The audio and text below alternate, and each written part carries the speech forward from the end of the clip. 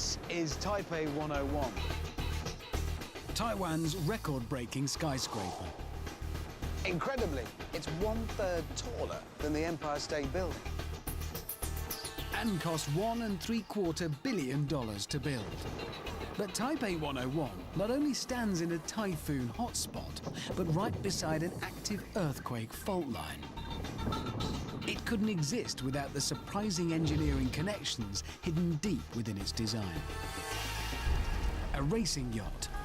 I can't believe the speed of this thing. A birdcage. That didn't last long at all. A steam pump.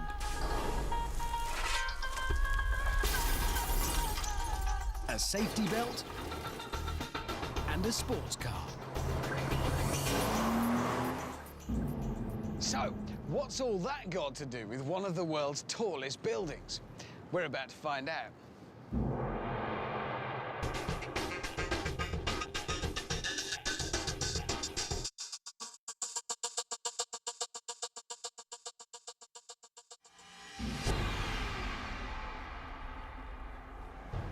I'm on a journey to explore some of the inspirations behind Taiwan's extraordinary skyscraper.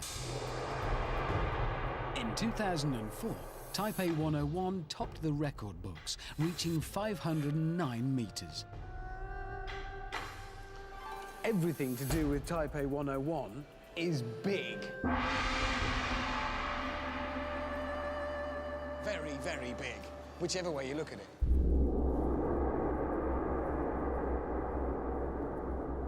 But what made modern skyscrapers like Taipei 101 possible? Bizarrely, inspiration is thought to have come from a birdcage. Less than 5 generations ago, skyscrapers like these weren't possible.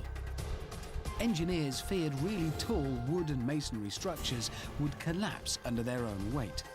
So the question is, Who thought of making buildings with metal frames, and why? rewind to Chicago, 1871. The city is on fire. The inferno rages for 36 hours, killing over 300 people and destroying 17,500 buildings. The ruins reveal the cause. 3 months of drought turn the timber buildings into tinder boxes.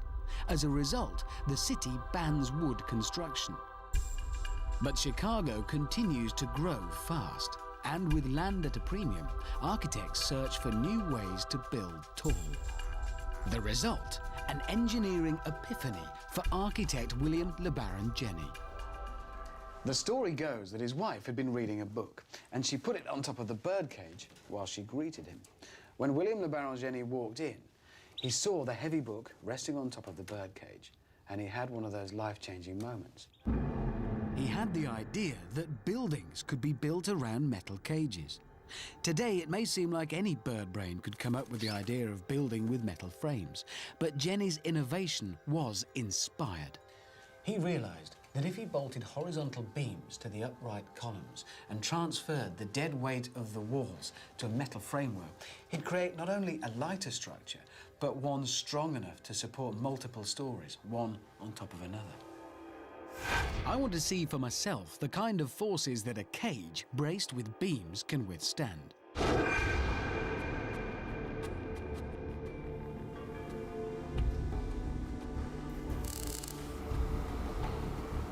So I need some cages that I could test. In order to find out just what a brainwave LeBaron Jenney's idea was, I've come to a workshop that has, amongst other things, a 25-ton crusher on hand.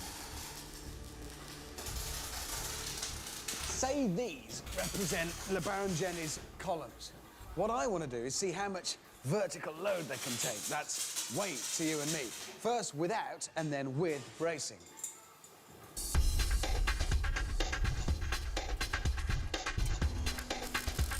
Structural engineer Brenda Marsh has set up an experiment to find out how much downforce it'll take to crush my metal towers. So, Brenda, I know this is all about sort of bracing or beams, but how are we going to show that? How's it going to work? Yeah, what we're going to do is we're going to take this sample here that has some columns with no beams in it whatsoever, and we're stick it in a press over there until it breaks. What am I doing? You're going to operate the machine. Okay, that's a mistake. Right, I'll do that. You better put that in Okay. the business end of it. So I need to lift the ram thing up. Apparently it's this lever. Yeah. Okay, now what I want you to do, Richard, is lower the plate down a little bit. Don't apply the pressure yet. There you go. Okay, stop. We need to put some safety goggles on. Oh, okay. Of course we do. Make sure we're at a safe distance. That'll protect us. Right, so here comes your vertical loading. Okay. Applying it now. The crusher can exert 23 tons of downward force, the weight of a locomotive. Yeah, oh, there we go. Oh, You hang on, can see it's the columns going. starting to buckle. Now it's not...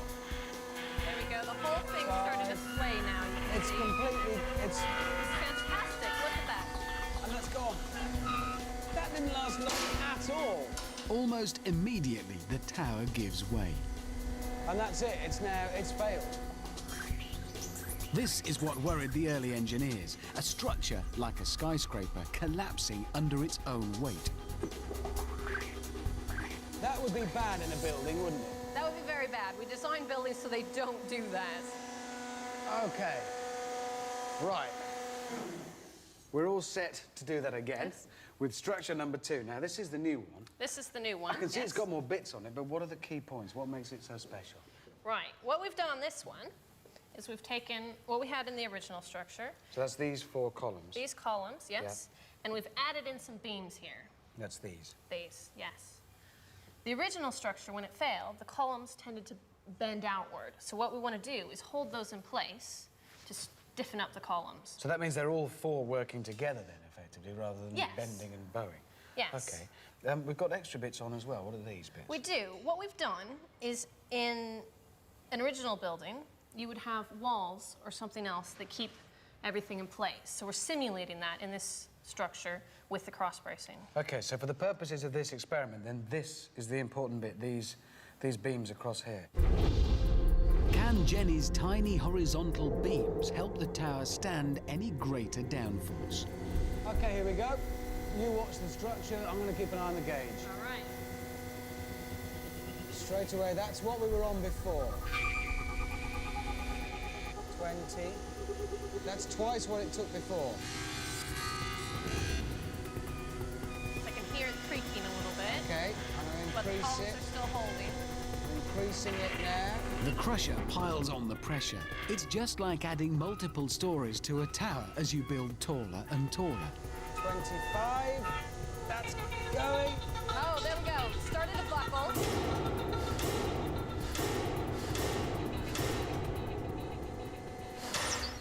I've broken your clever one. You But have done. it did a lot better. I mean, it was 2.5 times stronger. And that's exactly what I wanted to show, is that you brace off the columns and it can take a whole lot more loads. Can I say something, though? Because, I mean, instinct tells me now, tie it together, it'll work. Why? Well, it's why- obvious now because we've seen it. It happens all the time. But before anyone ever thought of it, it's not the obvious solution. Using his inspired idea, LeBaron Jenny builds the first modern skyscraper. The Chicago Home Insurance Building, completed in 1885, supports its entire 10 stories on a metal frame. So, thanks to a birdcage and some smart thinking, the great-great-grandfather of this monster tower was born. That's how the structural engineers could build this and all its record-breaking 101 floors. But it's more remarkable than just scale. This giant stands right beside an earthquake fault line and in one of the world's most active typhoon zones. Not an ideal spot for a mega tower. Taipei 101 is the world's tallest building under such extreme threat from tropical storms and seismic activity. So how do you build a structure that can cope with wild winds and earthquakes? And what's that got to do with bamboo and sailboats?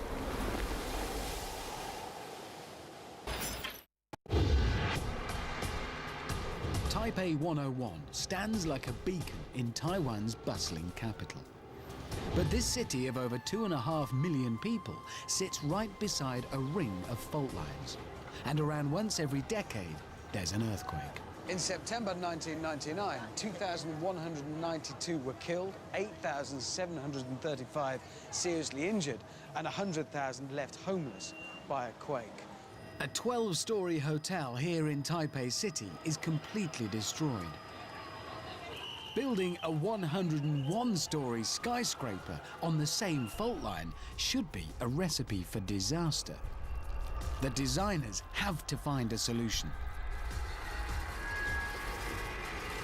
Tests in earthquake simulators reveal that a building must be strong and yet flexible to avoid collapse in a quake. This is the contradiction that Taipei 101's engineers must overcome. When you build one of the tallest structures in the world in the middle of a notorious earthquake hotspot, how do you make it strong enough to stay standing, but flexible enough to withstand the potentially disastrous effects of a seismic shock? The award-winning Taiwanese architect of Taipei 101, C.P. Wang, found inspiration for his solution in nature. Specifically, his nation's long-standing connections with bamboo. So, CP, what can possibly be the connection between an immense structure like Taipei 101 and bamboo? I mean, it's not made of bamboo, is it? No, it's not made of bamboo, of course, but in a lot of ways, it's like bamboo. How? I think bamboo is a plant that doesn't look very strong, but it has this nature of elastic. It may bend a little bit, but it doesn't break. Bamboo is a giant, fast-growing grass. The secret of its strength and flexibility is its internal shape. Bamboo grows in hollow, jointed sections like a series of solid-ended tubes. These are separated by partitions that help reinforce the stem. Inspired by nature's solution, Wang designs giant steel trusses to connect across the columns at every 8th floor on Taipei 101. This bamboo-inspired design must meet strict seismic targets. The owners required Taipei 101 to withstand the most powerful earthquake expected to hit the city within a 2,500-year cycle. But nature tests C.P. Wang's design even before it's complete. In 2002, an earthquake strikes. Shockwaves tear across the island. Taipei 101 shakes violently. Anything not firmly attached crashes to the streets below.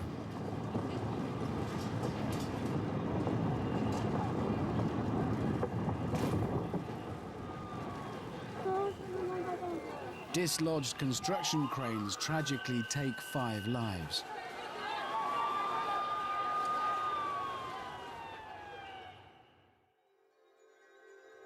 But Taipei 101 stands firm and construction resumes. 2 years later, the completed megatower is crowned the world's tallest building. But by designing a structure to withstand quakes, Wang creates a new challenge. Tall buildings sway in high winds and even risk collapse in extreme storms. And Taipei 101 is no exception. In fact, it's not just windy, it's smack bang in the middle of a typhoon hotspot. Typhoons, Asian hurricanes, can batter Taiwan 3 or 4 times a year. In 2007, 160-kilometer winds kill 9 and cause $100 million of destruction. To keep Taipei 101 standing in a superstorm, C.P. Wang turns to an engineering solution developed 3,500 years ago.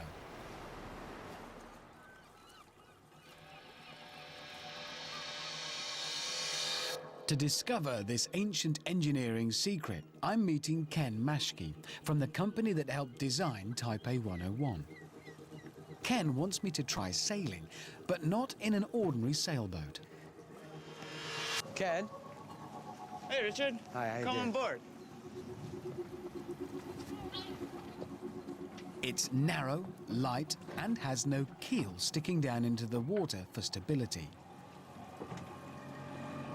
So how can it stay upright against the wind? This extra hull, one of two, is the engineering connection this craft shares with Taipei 101. And why Ken's got me on a sailboat. Now it's got me working. These clever devices are called outriggers. There it goes. They keep a sailboat stable in high winds. Look at that. Before we hoist sail, Ken explains the basic principle of the outriggers. If you stand with your feet together and I shove on you, you're likely to fall over. If you spread your legs, it's going to be a lot tougher. Now, the same thing, in essence, is what we've done here. We spread out the distance between which the force acts. The idea of outriggers goes back 3,500 years to the Polynesians. Using them meant the early mariners could paddle or sail fast and stay stable. I just hope these outriggers work as well for me today. Looks a bit cold in there. With sails up and stabilizers out, it's time to see if we can push Ken's theory to the limit.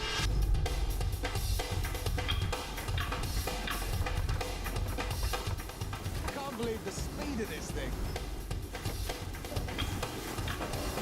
Today, using outriggers like these, yachts can sail across the Atlantic in just 4 days. Can this go over? Yeah. Would you mind awfully if it did? When it works, it really works. I can see how these outriggers work on a boat, but the same theory on a building. How? The outriggers are part of the wind-resisting system, which includes a central core that's very stiff, but not stiff enough by itself. So we add these outrigger trusses to transfer force out to the exterior columns, like the pontoon that you're standing on right now. We can take the outrigger idea and apply it all the way up the building. So actually in Taipei 101, we have outriggers every 8 floors.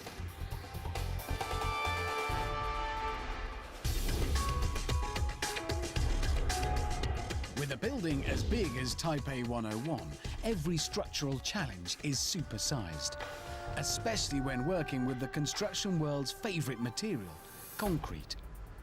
Every floor on Taipei 101, including the 101st, is concrete.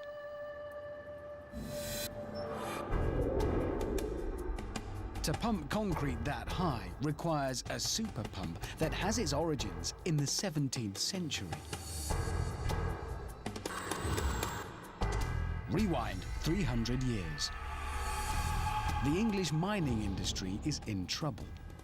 The deep mines are flooding, and the man and horse-powered pumps available can't drain water fast enough. The mines are going under. Inside this modest building sits the machine that saved the day and kicked off the Industrial Revolution. It is the result of a stroke of genius from an inventive preacher and ironmonger, Thomas Newcomen. This is Newcomen's Nodding Donkey, the first piston-powered pump. And the first really practical engine for pumping water. Newcomen's idea was to harness the power of the pressure difference created by a vacuum. He used it to move a piston. It works on the vacuum created by the steam when it's condensed. It works on the principle that steam occupies, say, this much space, but when you cool it and turn it back to water, it occupies a fraction of that space. So this, under here is the water, the tank, and under that is the heat. Heating it up in the boiler as steam up into that big cylinder, which is the piston. That pipe goes in to the bottom of the piston, sends the cold water in, that condenses the steam, and suddenly that huge volume of steam is reduced to just a tiny volume of water. And then atmospheric pressure outside on top of the piston is greater than the pressure inside, and it's got no choice. The piston has to come down, drawing the beam that way to do its work. Then it's counterbalanced, so it just pulls the piston back up to the top. More steam in, condenses it again, draws it back down. They were very clever. Throughout the rest of the 18th century, Newcomen's invention drains countless minds, helping fuel the Industrial Revolution. 24 years after his death in 1753, the first Newcomen-style pump crosses the Atlantic to begin draining a copper mine in New Jersey. Fast forward 2.5 centuries to the offspring of Newcomen's engine. These powerful piston pumps use a vacuum and mega pressures to deliver concrete skyward and into the record books. In August 2003, a world record was broken, just up there. It was the highest anyone had ever pumped concrete on a building. It had to be raised 101 floors from down there. A pipe filled with concrete this high weighs well over 13 tons, and pumping it takes technology Newcomen could only dream about. Pumping concrete is big business, and as buildings get higher, the technology to power it to the top gets more sophisticated. This is the business end of a pipe network that extended over 440 meters that way. A chain of interconnected pipes stretch to reach the high floors. On Taipei 101, the pump sits near the base of the building, and the rooftop lies 4.5 football fields above. The concrete is kept flowing by a super pump. Meet the 12-cylinder, 419-kilowatt Deutz diesel engine. This is the heart of the operation. Literally, it's the pump that keeps the construction alive. The moving parts in here made it possible to pump the concrete even to the highest floors. A column of concrete must be kept flowing, or the mix will separate, or even worse, set. To keep a constant flow, the pump operates 2 pistons. One sucks while the other blows. A simple vacuum, like Newcomen's, pulls the liquid concrete in. Then the huge diesel engine generates hydraulic pressure to push it out. It's Newcomen's ideas, just hundreds of times more pressure for a much weightier task. I want to see what kind of pressures the Taipei 101 pumping world record used. So pump specialist Phil Suri devises a pressure demo that will blast my weight in concrete.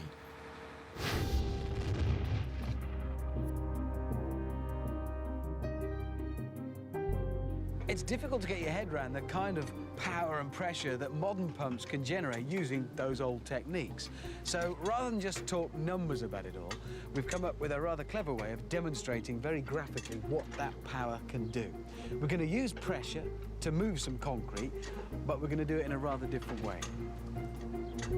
Using a concrete missile as heavy as me, Phil and his team are going to demonstrate what 100 bar of pressure can do.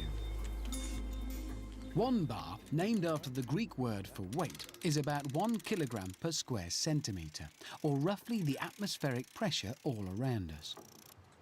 I pump my car tyres to 3 times that, 3 bar, and that seems like a lot. It's a firing cable. Huh? That's a cable to fire it. That's a trigger. Right. That's what I said. You trip over it. Oh, sorry. I'm sorry. But this will give me an idea of what? Of what 100 bar of force is capable of doing. Taipei Tower, the pump that we used there was capable of 200 bar pumping pressure. This is only capable of 100 bar. So your pumps roughly half. your pumps can generate twice the pressure this thing Exactly. can. Yep. And you're just telling me that because you're proud of your pump. That's what that is. Yes, I am. Yes, you Yes, are. I am. This is a first for me, obviously. I've never seen a chunk of concrete my weight fired from a cannon. Phil is keen to see how far his concrete missile will go. The safety team are keen to make sure no one is on the receiving end.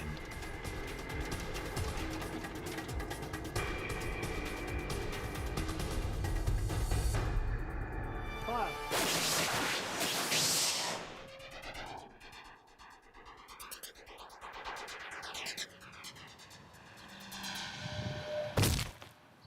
Wow.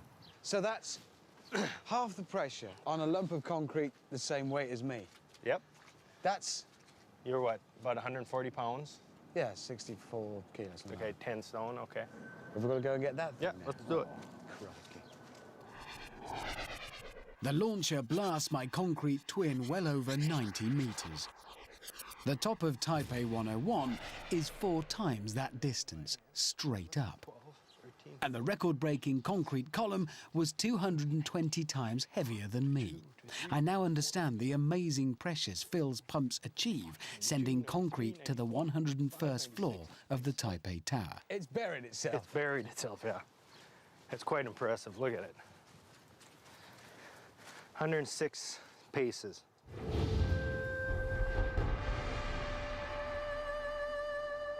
The mechanical pump has come a long way from Newcomen's wheezing steam engine. That's how they got concrete to the top. But how do you transport people to such heights safely and quickly? Which brings me to elevators and my next connection. Whatever type of transport you're using, including elevators, there's a problem with going faster. You've got to be able to stop faster too. Higher speeds mean more braking loads. More loads mean more heat.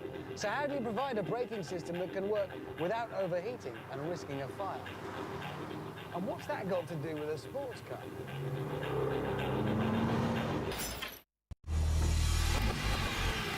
Being big and tall like Taipei 101 means lots of elevators.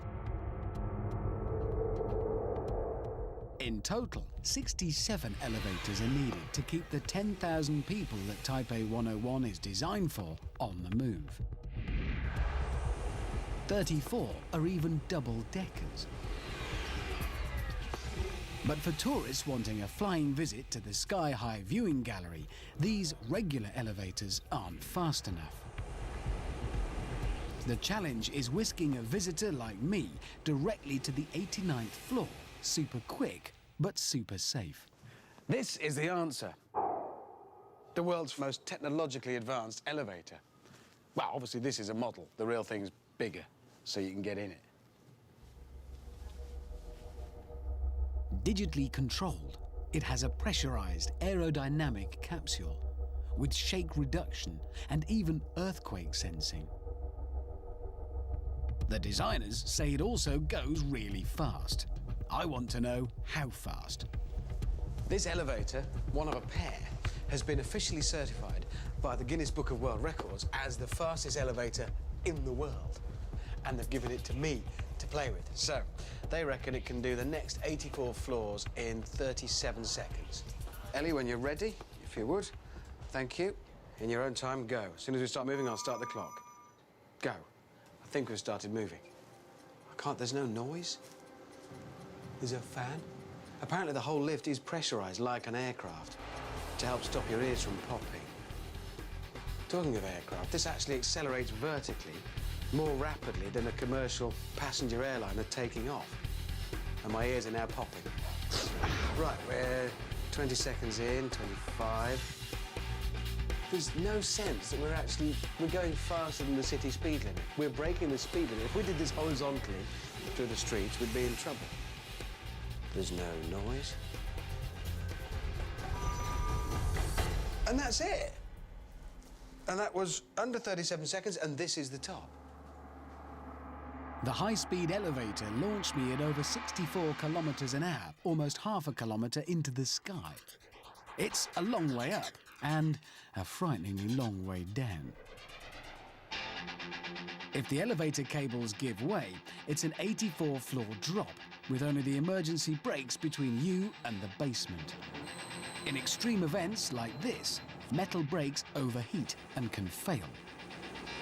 To halt Taipei 101's super elevators, the engineers needed a material that performs consistently, even when things get seriously hot. It's an engineering line of thought that owes a lot to the automotive industry. This is a high-performance Porsche Boxster S and my next connection. Porsche was one of the first car companies to experiment with alternatives to metal brake discs. The material that performed consistently at extreme temperatures was ceramic. Their tests report the ceramic disc brakes don't get as hot as metal and can even grip better the hotter they get. I want to check out the difference in performance between metal and ceramic brake discs for myself. So I'm meeting Craig Dawson, a motorsport engineering expert. So, Craig, what are you doing? Well, basically, I'm trying to get a benchmark for both the disc temperatures at the moment on the two cars. These two cars are completely identical in every way, apart from the brakes. That's correct. The yellow car has a traditional cast iron disc, like every modern-day road car. The red car has what is known as a ceramic disc. The ceramic compound that makes up these brake discs is usually silicon carbide or silicon nitride. It's baked at extremely high temperatures to form a heat-resistant material. Why is heat such an issue in brake discs? Well, with a cast iron disc, it can get to the point where it gets too hot. It begins to not work as well. The friction that it actually produces goes down. So the pads can't grip as well on the disc and it doesn't work That's as well once there's absolutely too right. much heat in it. And there's double trouble when metal brakes overheat. Not only do they stop gripping as well, but if they fail to dissipate the heat, they can set fire to what's around them, as this very extreme example from the world of motor racing shows. We have flames! Not good for emergency brakes in an out-of-control elevator. Almost the opposite applies with the ceramic brakes. It needs heat to get them to work in the first place, but they can go to a higher temperature as well. So how are we, with just these two cars and that, going to show all of that? Well, basically, you're going to perform a series of repeated stops, which are going to build the brake temperature up. Here I go.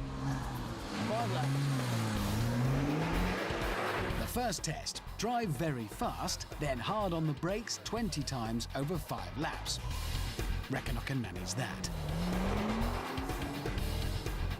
The idea is to build up the brake temperature so I can feel if their performance changes as the heat increases. To gauge the temperature, we're using a camera that turns heat into visible light. The reds are hotter than the blue colours. White means it's getting serious. Craig also wants to see how quickly they lose their heat. A lack of heat loss is what can build catastrophic temperatures in metal discs. I can smell brakes. I don't know if that's good scientifically. 627. OK. When I pull in, Craig immediately checks the surface temperature of each brake disc. The readings on the front discs are well over 300 degrees centigrade. They're still functional, but as hot as the inside of a jet engine. 290. Craig will take a further series of readings to check the rate of cooling. Thinking back, the brakes did begin to feel different once they'd got very hot, but still perfectly safe. Now it's time to take the ceramics for a spin. How will they perform?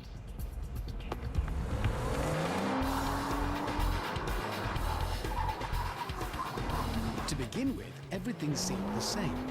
The ceramics get white hot on the heat camera with my multiple braking. But then I notice a difference. The brakes feel really sharp each time I use them, even as they heat up. Every brake is as good as the first.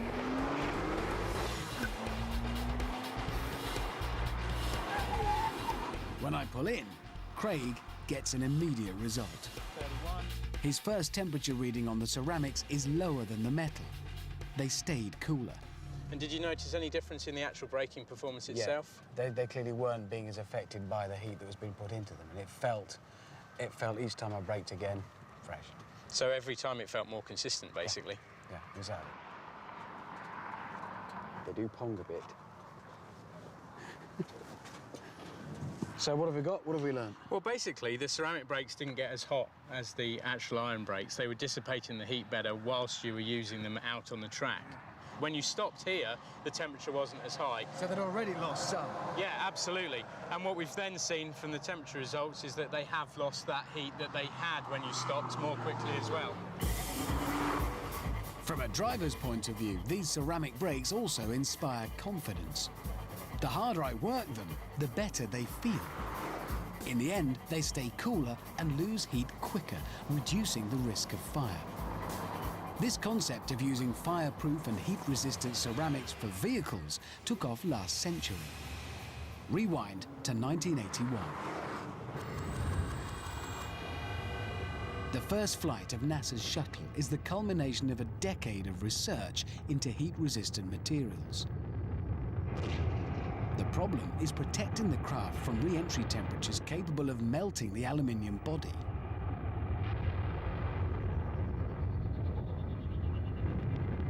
Using a compound based on sand, aerospace engineers Lockheed Martin develop a new silica ceramic insulation. This forms the basis of the shuttle's heat tiles. A ceramic tile can heat to over 648 degrees centigrade on one side and stay cool enough to touch on the other. In really extreme situations, the tiles can withstand temperatures of over 1600 degrees centigrade. That's hot enough to melt rock. Heat-resistant ceramics are now well and truly proven, with their origins in rocket science and a track record in performance car brakes. On Taipei 101, they are the engineer's choice for brakes to halt a runaway high-speed elevator. This is mission control for Taipei 101, where they monitor everything and everyone. One full section just monitors all the elevators, including the state-of-the-art ceramic emergency brakes. Should the cables snap on the high-speed elevator, the emergency brakes will activate. 2 silicon nitride ceramic pads will grip a steel safety runner. The pads will withstand almost 1,000 degrees centigrade. That's as hot as molten lava. The elevator brakes will halt 22 tons, speeding at 76.5 kilometers within 40 meters, less than half a football field, thanks to ceramics. And that's what connects a sports car with stopping the fastest elevators in the world. But for me, the most surprising thing about Taipei 101 connects your car's seatbelts with stopping diners up on the 85th floor spilling their soup when the high winds hit.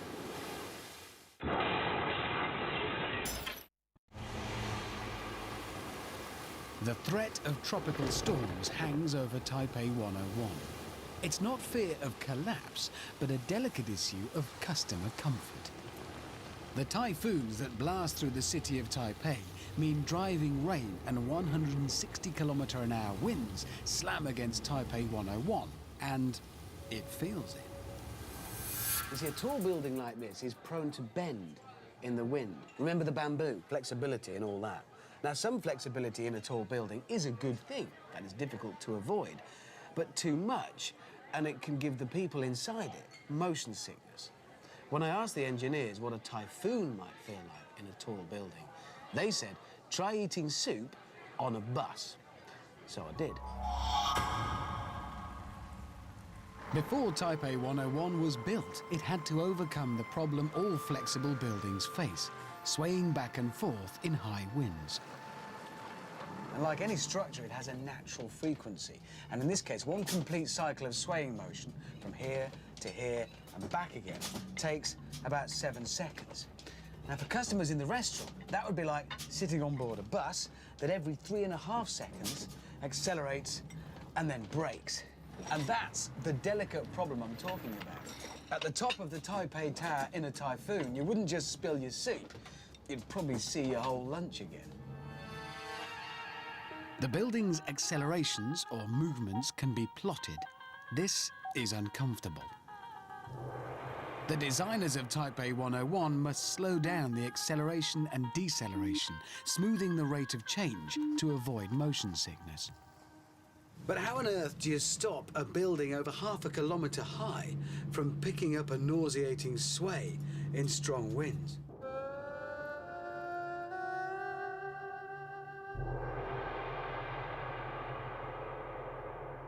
This is how. The world's largest and heaviest damper, suspended between the 92nd and 87th floors on 16 huge steel cables. Heavier than 3 jumbo jets, the giant ball will swing like a pendulum. The swinging counteracts the building's sway. It uses a property that all objects have. It's called inertia. If something is stationary, it wants to stay still. If it's moving, it wants to carry on. The desire of an object to keep doing what it's doing is inertia at work.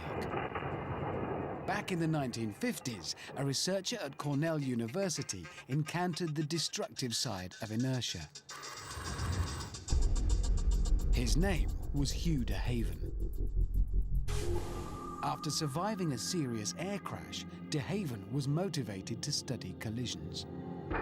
As surprising as it may sound today, back then, the common belief was that you were better off being thrown free in a car crash.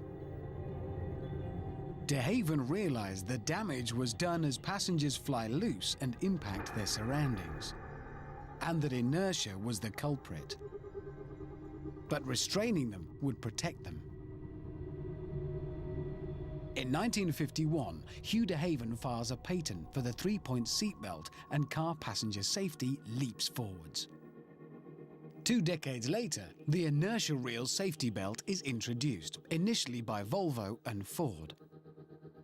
It leaves you free to move around, only locking under sudden movements. It uses the very same property of inertia that Hugh de Haven realized caused injury. Inside an inertia seatbelt sits a heavy steel ball. When a car is in a collision, the inertia of the ball means it will move independently. The moving ball hits an arm that pushes up and triggers a process that locks the belt. Inertia is also harnessed in the giant 600-ton steel ball suspended at the top of Taipei 101. When the building sways, it swings like a giant pendulum. It then pushes against oil-filled shock absorbers or dampers that dissipate the sway. I want to check out the damper for myself, so I have permission to go into a construction area underneath it. It feels a bit like caving, except I'm in a tunnel over 80 stories up. Wow. Here it is, the heart of it. 6 meters in diameter and made up of 41 separate steel plates. Only now do I get a sense of what a radical and inspired idea it is. Suddenly, now I see it, I understand much better about how it works.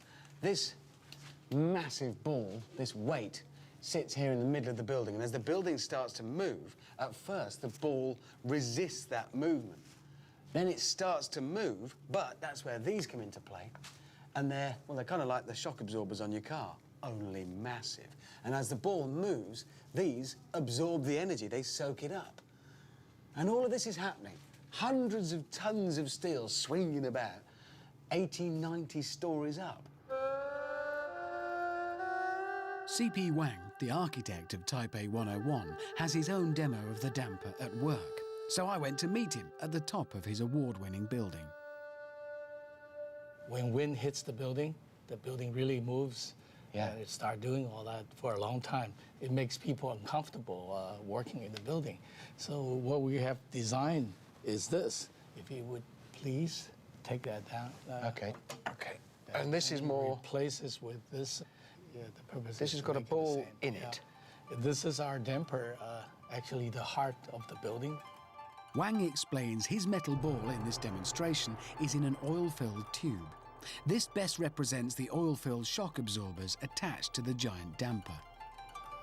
Okay, if so you I'll would mount that put in there. So this is now with your damper in. Now the wind is blowing again, and Wow. So it doesn't stop it moving, but once it started moving, it takes the violence out of the movement. It doesn't accelerate or slow down as quickly. It's a more gentle feeling. I suppose what it's doing is giving you a better ride up here, isn't it? buildings are for people to use. So if we cannot make the people comfortable, we don't have a good building. On the 3rd of October 2005, Typhoon Long Wang blasts hurricane-force winds across Taiwan and presents the damper system with its first serious test. This film shows the ball in action as the 110km/h winds blow that day.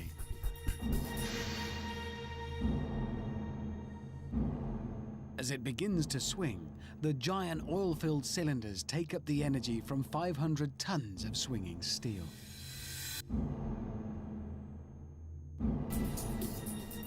This extraordinary footage, filmed on a cell phone, reveals the ball damping 545,000 tons of skyscraper as she sways in the typhoon. After 3 hours, the winds abate, leaving Taipei 101 to face another day. So, thanks to scientists from the past understanding inertia, today anyone can enjoy soup in a storm at the top of one of the world's tallest buildings. Looking down, watching the bustle of daily life on Taipei's city streets, it's hard to comprehend the incredible feats of design and engineering that went into making this extraordinary tower possible. Taipei 101 reaches skyward thanks to a birdcage. It's built to beat earthquake and typhoon with inspiration from bamboo and ancient outriggers. It uses Industrial Revolution-style piston power for world record concrete pumping. It calls on high-tech ceramics to stop the world's fastest elevators. And is inspired by the inertia seatbelt to have storm-beating stability. Taipei 101's exceptional engineering connections mean Taiwan's record-breaking tower is one of the modern world's most spectacular construction icons. From down here, there's just no getting away from the size, the sheer presence of Taipei 101. Now, where's my moped? There was a grey one like that, but not, no, that's... Oh, that's, excuse me, is that... No, that's not mine. Why didn't I get a yellow one I could spot?